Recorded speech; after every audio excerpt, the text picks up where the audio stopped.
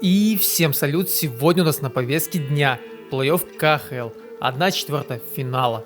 Все команды-участники только что стали известны, поэтому максимально оперативно выпускаю видео специально для вас. Вы на канале Где моя клюшка, чувак, меня зовут Михаил, и сегодня вы узнаете, какой будет расклад в каждом противостоянии, статистика, очные матчи, стили команд, лидеры и многое другое.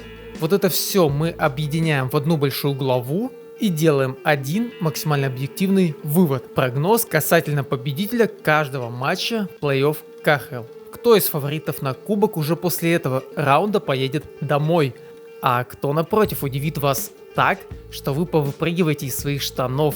Об этом и не только прямо сейчас. Подписывайтесь на канал, ставьте лайк, это для меня очень важно, так вы поддерживаете качественный контент. Спасибо и погнали! Все пары плей-офф у вас прямо сейчас на экране, тайм-коды будут под этим видео, а мы начинаем с Локомотив Авангард. Пожалуй, самое такое контрастное противостояние — железная оборона против бешеной атаки. Звучит прям как классика, как будто совсем недавно наблюдали такую серию, и тут намного больше интриги, чем может вам показаться. Ну, под руководством Игоря Никитина Лока — это машина. Не скоростная, не зрелищная, но чертовски надежная. Я бы сравнил их с Волгой. Медленно, но уважаемо катится так. Они играют строго, четко, как по нотам. В общем, три таких кита для Лока — это стабильность, глубина и дисциплина. Авангард — это чистый антипод Локомотива, а мячи — это скорость и техника. Во-первых, в обороне у них есть Чистяков, Шарибзянов, которые в легкую могут разогнать любую атаку и даже войти с контролем в зону, что очень важно в играх против как раз Локомотива. Но в атаке вы знаете, какие там мастера: Бушет, Ткачев, Якупов. Для них взять игру на себя, где-то рискнуть, бросить с неожиданной позиции проще вообще простого. Но получится ли пробить вот эти железобетонные укрепления в обороне Локомотива — большой вопрос. Как команды играли между собой в этом сезоне? Они пересекались дважды, и оба раза победил Локомотив. Счет по шайбам 8-5. Но эти игры были в самом начале сезона, когда Авангардом еще руководил Сергей Звягин, а команда тогда была, скажем так, в поиске себя. Тот Авангард и нынешний даже сравнивать нельзя. Игра, тактика, свежие трансферы, мысли — поменялось абсолютно все. Кстати, о бочных встречах. Эти команды играли между собой в 1/4 финала совсем недавно, а именно, в прошлом году. И тогда серия выдалась на загляденье. 7-матчевая рубка с бешеной, безумной плотностью, где каждый эпизод мог решить абсолютно все. Локомотив выиграл эту серию 4-3, причем в 7-м матче. Ярославль выключил Авангард своей дисциплиной, не дав создать абсолютно ничего, ни себе, ни мячам. Тогда команды на двоих нанесли всего 39 бросков. А что у нас является лучшей мотивацией? Конечно, месть, обида. И я думаю, что как раз у Авангарда этого в избытке. Так что тут не обыденное сражение за выход в полуфинал, это еще и личное, очень личное. Так, кто же победит? Опыт, сплоченность, оборонительная тактика до миллиметра точно или яркий атакующий хоккей? Очень такая равная серия. У БК аутсайдером является команда из Омска, но у меня такая чуйка, что именно они доставят этому Локомотиву очень много проблем. Больше, чем кто-либо мог и больше, чем кто-либо ждет. Мне хочется поддержать этот атакующий хоккей, потенциал, но как будто Локомотив за счет дисциплины. 4-3 победа Лока, идем дальше. Трактор, Динамо, Минск. И честно, вот лично для меня выход Минска не стал какой-то неожиданностью. Кто смотрел мой предыдущий разбор, знает, что я ставил именно на них. Да, Трактор — это даже близко не ЦСКА, который скорее напоминал какой-то высушенный, сморщенный такой завядший цветок. Да, когда-то он был красивым и желанным, но поливали его, к сожалению, последние годы далеко не водой.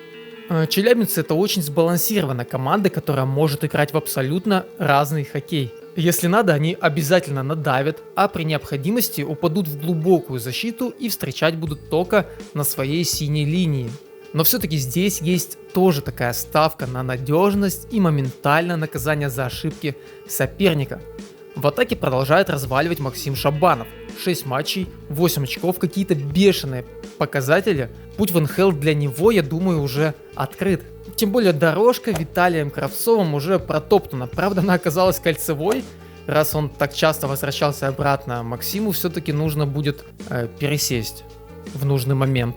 Контракт с челябинцами уже подходит к концу, а претендентов на Макса очень и очень много. Он, кстати, даже не был задрафтован, поэтому любой клуб, в принципе, может его сейчас подписать. А мы немного отклонились от темы, давайте перейдем к Динамо Минск. Они заметно отличаются от Трактора чуть ли не в каждом аспекте. Тоже получается такая классная пара команд, где стили и философии абсолютно разные. Я думаю, свою цель, мини-такую задачу они на плей-офф выполнили. Пройти ЦСКА. Поэтому давление на них будет точно меньше. Это и делает их вдвойне опасными. Они могут себе позволить действовать от себя. Играть с таким азартом и огоньком в глазах. Никто и слова в их адрес не скажет, даже если они улетят в этой серии 4-0. Но не подумайте, что я как-то обесцениваю Динамо, напротив, мне их хоккей очень близок. У них отличный тренер, шикарная атмосфера, как в команде, так и на трибунах. Это прям, по-настоящему чувствуется. У меня один вопрос. Хватит ли сил и глубины состава на такие поздние стадии плей-офф? В этом сезоне было 2 матча между командами. Они обменялись победами на выезде. По мне, в обоих матчах Минск смотрелся более предпочтительно, и челябинцы вообще довольно удобный соперник для Динамо. Именно если касаться стиля команды. Но все будут решать, как обычно, прям мелкие эпизоды, но, конечно, Трактор выглядит более предпочтительно. И за счет опыта, за счет глубины состава они должны все-таки победить. Мне вообще иногда кажется, что у Минска не всегда есть запасной план. По-настоящему не часто у них получается совершать какие-то камбэки. То есть игра либо сразу пошла, либо она есть, либо ее нет, и она отправляется сразу на помойку. Конечно, далеко не всегда так, но бывает, вот я замечал. Я все-таки ставлю на 4-1 в пользу челябинцев. И идем дальше. Спартак, Салават Юлаев. А вот это уже мясо, друзья. Спартак против Салавата — это серьезный такой замес 2 амбициозных клубов. И каждый со своей такой драмой, личной историей. Спартак под руководством Алексея Жамнова стал командой-боевиком и в то же время командой-зажигалочкой. До сих пор не понимаю, как им удается совмещать вот эти 2 качества. Они же абсолютно разные. С одной стороны, они прям могут порубиться, похитовать, постоять за себя, а где-то в атаке чертить такие кружева, особенно, конечно, на быстрых включениях, на быстрых ножках. И знаете, что по сезону мне нравилось в Спартаке? А в первом раунде с Северсталью еще более стало бросаться в глаза. Все 4 звена по-настоящему играющие. Каждый игрок может убежать, что-то придумать, на индивидуалочке создать момент из ничего. Но, конечно, при такой яркой атаке создаются пустоты в центре и в защите, чем соперники Спартака обожают пользоваться. Салават более системная, сложенная и уверенная в себе команда. И до старта плей-офф я бы сказал, что Салават прямо сильнее Спартака. Но после первого раунда, где все слабые стороны Салавата Сибирь, так сказать, обнажила, я бы так уверенно уже не заявлял. Да, мощная атака, 2 лучших легионерских звена во всем КХЛ. Они отлично катают шайбу, особенно в большинстве, но в равных составах.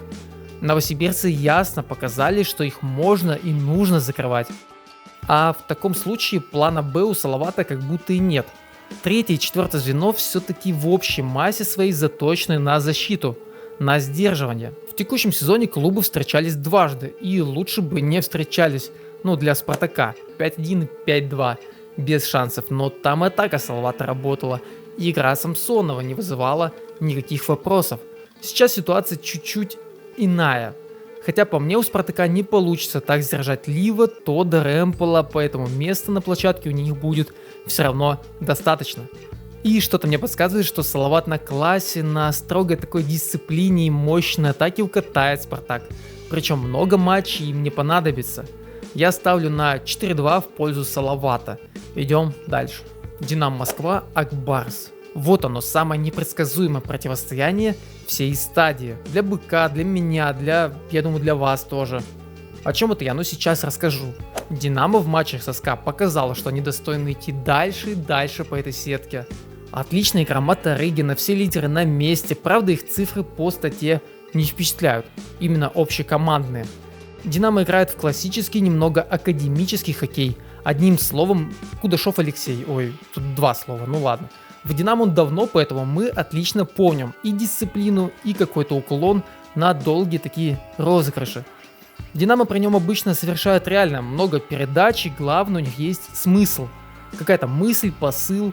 Напоминает мне Манчестер Сити времен 21 наверное, года. А главное в Динамо, что помимо этого у них есть и надежный вратарь, и настоящая убойная атака в лице Пакета, Рашевского, Камтуа, Вилла и, конечно, Никиты Гусева. Казань — это опыт, это отличная форма лидеров, я про Семенова, Барабанова и Галимова в первую очередь. Они просто шикарны, ну и, конечно, нельзя не отметить такую вот непредсказуемость. Вот вообще не зная, что от них ожидать. В огненной серии с автомобилистом мы в этом только убедились. Да, качели, да, это не 100% плюс, но для академического хоккея Кудашова это точно создаст проблемы. Очные встречи. Акбарс и Динамо в этом сезоне встречались дважды. Оба матча были сверхрезультативными 5-6 и 5-4. Оба завершились в пользу казанцев. Ну все так на тоненького. Я не знаю, кто здесь выиграет, у меня 0 мыслей, поэтому я предлагаю подбросить монетку. Решка — это Акбарс, выиграет Динамо.